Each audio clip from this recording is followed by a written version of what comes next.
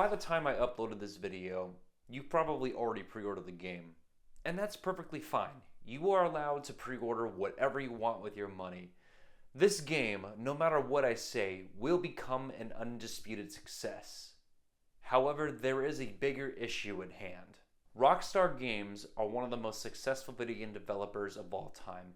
They have an abundance of critically acclaimed masterpieces, such as causing mayhem and violence in an open sandbox city, playing as a tender-hearted cowboy who ultimately succumbs to the despair of tuberculosis, bullying a bunch of high school stereotypes to bend their will and social status to do your bidding, and that one table tennis game that I didn't even know existed until a YouTuber from South Dakota covered it.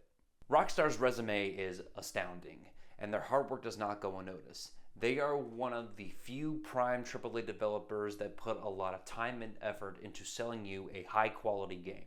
After 13 long years and 2 highly viewed trailers, Rockstar's Grand Theft Auto 6 finally got a release date of November 19th, 2026, with pre-orders going up on June 25th, 2026, and all seemed well and good, until Rockstar announced that their physical editions of Grand Theft Auto 6, their long-running shooter series, will not have a physical disc inside the games, but a cute little piece of paper that holds a downloadable code so you can download the game that way.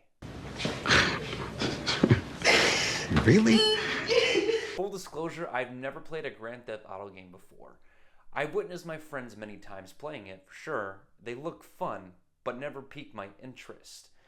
And the only Rockstar games I ever played were Bully and L.A. Noire, with the latter game being published by Rockstar.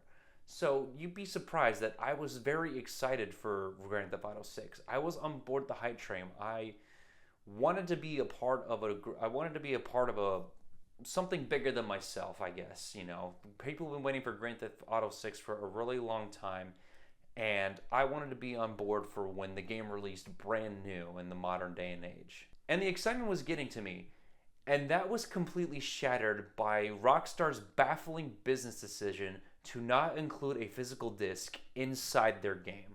I could care less that the game is going for $80. By this point, Mario Kart World conditioned me to, expect the game prices to be rising. But that's not the issue here. The issue is Rockstar making a bad business decision by not giving the option for consumers to pick up something tangible at a local game store. They get to skip home merrily and put their new game inside their console. Every Rockstar game up until this point has had a physical release, and now with Grand Theft Auto 6, you're essentially just giving us a piece of paper to wipe our asses with. This to me sets a bad precedent for physical games. If this business model succeeds, then other AAA studios are going to follow suit and just give you a downloadable code inside a plastic shell, and that is a terrifying future for us. Oh, but releasing this way is going to prevent the leaks. Well, that didn't stop The Last of Us 2 getting leaked, and Naughty Dog never backed down with releasing the game physically, and the game sold well despite the controversy. Why didn't you just go the Red Dead Redemption 2 route of releasing the game on 2 discs? One to hold the data, and then one to hold the actual game. Because Blu-rays hold a good amount of storage, and we can't do it on PS5 because, there's not enough discs. Well, here's the thing. Square Enix and Guerrilla Games both did it for Final Fantasy VII and Horizon Forbidden West. There really is no excuse to just not do it that way. I want to be wrong with this. I hope I am wrong with this. Maybe Rockstar eventually will release Grand Theft Auto 6 with the actual disc in the game. Maybe right now they're just testing the waters with this business model of the digital download code inside the game. But I'm an individual who cares so much about preserving and collecting physical media. The shelf I have, which is just overflowing with games, means a lot to me. The amount of games I've accumulated over this past year is astounding, and it's going to continue to grow. Heck, I recently just picked up this copy of Bomberman Jetters as I'm recording this video on the GameCube. It looks interesting. I did some research based around an anime from the 2000s, but I probably won't get a physical re-release at any time soon. But this just reminds me that, physical media is precious and we need to preserve it as much as we can. Otherwise, it's just going to get laid to the side over there, and it's just gonna be lost media forever, and I don't want that to happen whatsoever.